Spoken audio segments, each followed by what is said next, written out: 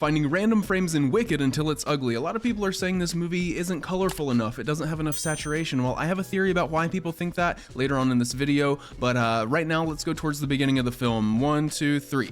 Okay, so as you can see, this is an absolutely gorgeous shot. It has plenty of color. It's primarily being backlit by, I think, the sun right here, and then filled in with a couple lights that I'll talk about later. But you can see that there is a ton of colors, especially in these rows of flowers, that I think these flowers are actually CGI, but if I go back a few frames, all of these flowers are actual flowers, and they actually had to plant over 9 million tulips several months in advance and then grow them for this scene. And that's one thing I absolutely love about this movie, is that there are a lot of practical sets. Even though the practical sets are several football fields in size, they chose to make things practical and fill in the edges with CGI. And I just think that's a great thing that we are seeing less and less of in today's films. Specifically for this Munchkin lens set, you can see a BTS photo here, and you can see that the way they are lighting is primarily with the sun coming from this direction, but also they are arming lights over the set with cranes. Specifically, she said that there were only 5 200 kilowatt soft suns in the entire world, and they were using them all on this set. You can see the soft suns right here. They are these giant rectangular ones. I think there is one right there, and then one behind the pillar right here, and other ones scattered about somewhere. But if I had to guess, I would say that might be what's filling in her face right here. So definitely not an ugly shot. Let's find another one. 1, 2, 3. You can see again she's being backlit, and then that light is probably being bounced off her desk or something and filling in her face right here, because she has very soft light just wrapping around her face. Also, shout out to the makeup department, because making a character green and not look weird on screen is a very difficult task. In fact, they actually had to find a very specific makeup product to make this work that you can read about in American Cinematographer magazine. So not ugly. Let's go back towards the beginning. 1, 2, 3. Okay, so here's the first point I want to make about the color and the contrast of this film. So when I look at this shot, yes, it looks a bit desaturated, but is it really desaturated? If I bring it into DaVinci and look at my vector scopes, it's really not that desaturated. The reds are super saturated, and the blues are saturated, as you can see in their coats and the red flags back here. The greens aren't super saturated, but you don't want the greens of her face to be super saturated. You want it to look normal and realistic.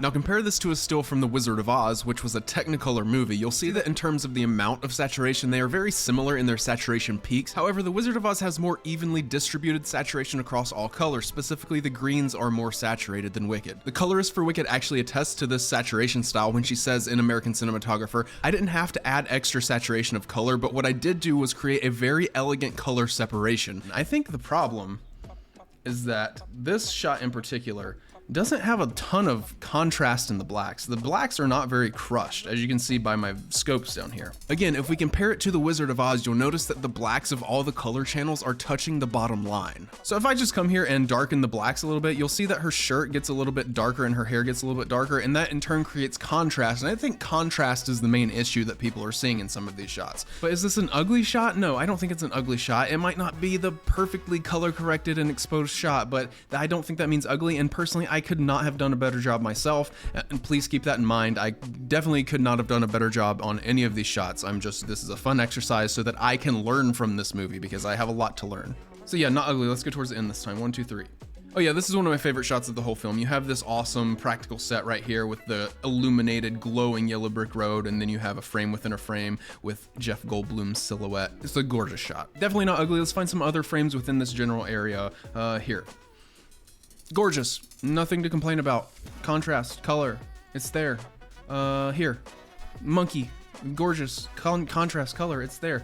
It's there when they're inside, especially in the Emerald City. Let's go here, 1, 2, 3. I think this scene in particular actually doesn't have that much color. The pinks of her dress are not very saturated at all right here, and the sky is the main thing that I see. It's very overexposed, and they didn't do a sky replacement. They could have gone in here and done visual effects and replaced the sky with a very blue sky if they wanted to give it more color, but they didn't. Now I will say, please take all this with a grain of salt, because this image does not completely accurately represent what the film looks like because of the way that I had to get the film into DaVinci. So just take everything with a grain of salt, but I do think this is probably the least colorful scene of the entire movie. It's still a nice shot though. It's lit well. The lighting on her face is great. She has gorgeous highlights and everything. The other thing I'll say about this shot is that this train right here is actually a practical train that moves on the tracks, which is honestly insane. Not an ugly shot in my opinion. Let's go towards this area. 1, 2, 3. Okay, this is a very beautiful shot. It's lit in a very different way than the rest of the film. It's lit with a lot more cool lights, and I think it's gorgeous. Next shot. 1, 2, 3. Okay, wow, I think this is probably one of my favorite shots in the entire film. It's primarily being lit over here from the window with very heavy duty lights. That's where you're getting most of the ambiance, but I think they are also, I think I heard that they're bringing in several LED tubes off screen to just give the face a little bit more pop. But the colors are probably what just elevate this shot over the top, because there's a ton of color harmony with the pinks and color contrast with the greens, and it's just a gorgeous shot. But there's another shot I do want to talk about. I think if I can find it, I think it happens after this. Yes, it's right here where everything turns magenta. I'll just play this lighting gag for you guys real quick. As you can see, Glinda starts singing, and then the light that's coming from this window out here just turns magenta, and the way they are achieving that is by having a tungsten light outside the window and gelling it with a magenta gel. And I think it's cool. It makes everything kind of the same color. It takes away some of the contrast, but it adds saturation, which I think is cool. Obviously, I wouldn't want to see this for the entire film, but for this specific moment, which is about Glinda and her color is pink, I think it works. Let's go back towards the end. 1, 2, 3. Okay, this shot epitomizes another thing that I think is causing people to think this movie has no color. One of the things that occurs throughout this film are the use of lens flares, and these are specific choices by the director. As you can see, there is a huge light right here. And this light is actually 4 Dino lights put together, as you can see in this BTS photo, and it is right in the frame. Now, I think this is kind of a cool look because it gives this shot more of a stage production type feel, and we all know that Wicked was on Broadway before this movie. But it has the effect of washing out the image, because when you have a lens flare and you are looking directly into a light, it's going to wash out the blacks of the image. As you can see, her clothing is not completely black. Her face is not green almost. It's very washed out, and that's because the light is hitting the lens and refracting and polluting the rest of the image, and that causes the image to have less contrast and color. And what's interesting about this is that the DP Alice Brooks actually chose these specific lenses to have this specific look. She actually worked with Panavision on this film in order to create these anamorphic lenses, which eventually became the Ultra Panatar 2 lenses, which have a 1.3 times squeeze. But she actually told Panavision that she didn't want the typical anamorphic blue lens flare that you might see on some J.J. Abrams movies like Super 8. Instead, she specifically wanted a more amber, less in-your-face type lens flare like we see here. Another thing they did in the cinematography of this film that contributes to the washed out looks when you have a lens flare is that they actually used a quarter Tiffin glimmer glass on front of the lens. And Tiffin glimmer glass is a way to diffuse the light even more. It gives it more kind of a old Hollywood beauty look. It kind of just diffuses the highlights and spreads them across the image more. And when you're spreading the highlights across the image, you're going to pollute the blacks of the image. So I think a lot of the conversation about the desaturated look of this movie can actually be contributed to shots like this and contributed to the specific type of lens they used. And as you'll remember earlier, I said that a lot of the sets that they built were outdoors with the bright sun, and they were shooting almost directly into the sun in some of these shots. So there's going to be a lot of images like this. And just to give you a little bit of contrast within the same scene, I'll go back a few frames and find a different shot. Let's see.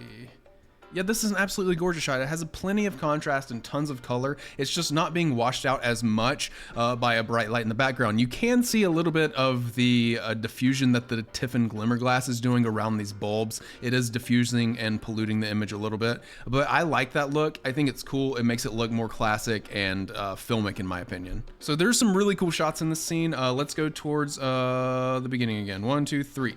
The thing that I want to mention about this shot is actually about the camera movement of this shot in the context of the scene. Specifically, this shot happens during the What Is This Feeling song montage, and during this montage, most of the camera moves up until this point are on a techno crane, and the techno crane is a very smooth way of creating camera movement. But once we get to this scene in the classroom, the camera actually is not on a techno crane anymore. It is a very loose, either a shoulder rig or a steady cam type camera move, and I feel like it just kind of frees up the camera movement and gives the scene more energy, but it only does so in the context of the techno crane that was used in the previous shots. It kind of brings out the emotion in me more than if they would have just stayed on a techno crane the entire time. Okay, so not ugly, let's go towards this area. 1, 2, 3.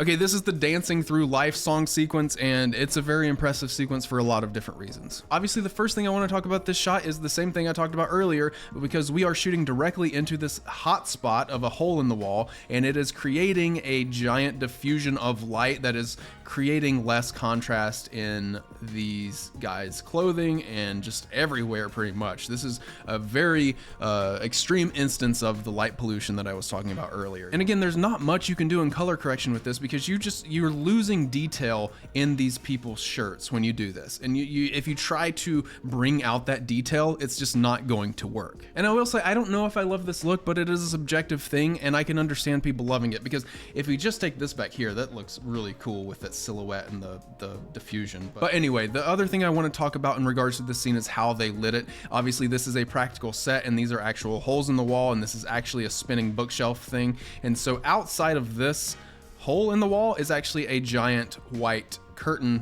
that wraps around the entire set.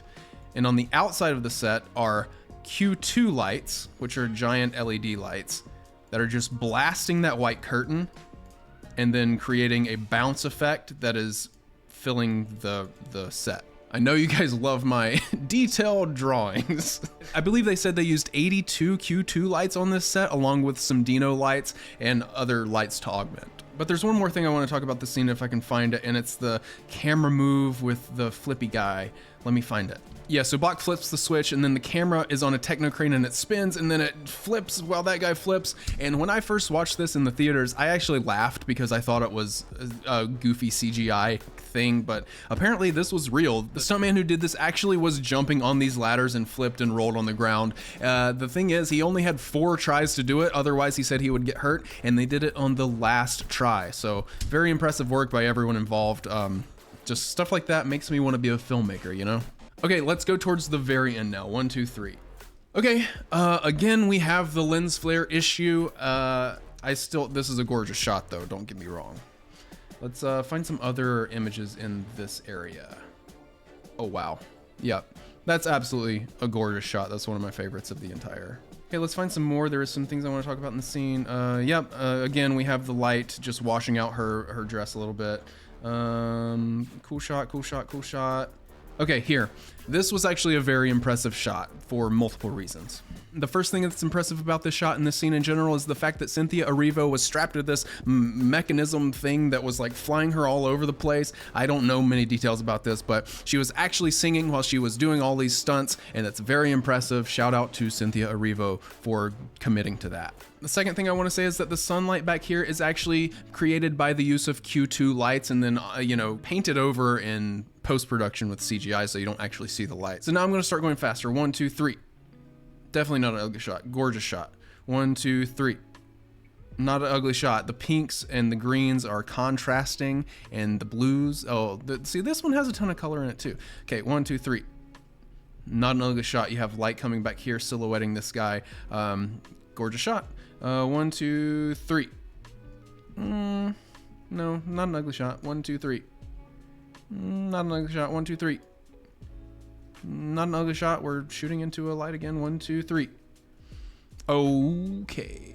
Okay, first of all, I want to say that all of this is subjective. This is just a fun exercise in cinematography analysis, and I'm not bashing anyone in any way, and I could not do as good of a job as Alice Brooks did on this film in any way on any shot, period. I will say that I think this is probably the most egregious example of what I've been talking about during this video. The light filling in from the window over here is just washing out the entire image. I can't even tell that her dress is pink. There's just hardly any contrast and hardly any color in this shot, and I think that for that reason I don't love this shot, so I'm gonna say this shot is ugly. But overall, I think this is actually a very beautiful movie, and I think it's perfectly colored in a lot of instances. But there are a couple of choices that the cinematographer made that some people might not agree with, and that's okay. You don't have to agree with it. It's subjective. I'm personally not going to criticize those choices that she made because I think they do have beneficial elements to them. Specifically, the director and the DP wanted this film to be a kind of realistic feeling film, because at its core, this movie is about the relationship between these two human beings, and they wanted it to feel realistic and a little bit, rough around the edges in some situations, as you can see by the lens flare. So I think it's a great looking movie. Let me know in the comments what movie you want me to tackle next. Thanks for watching and subscribe.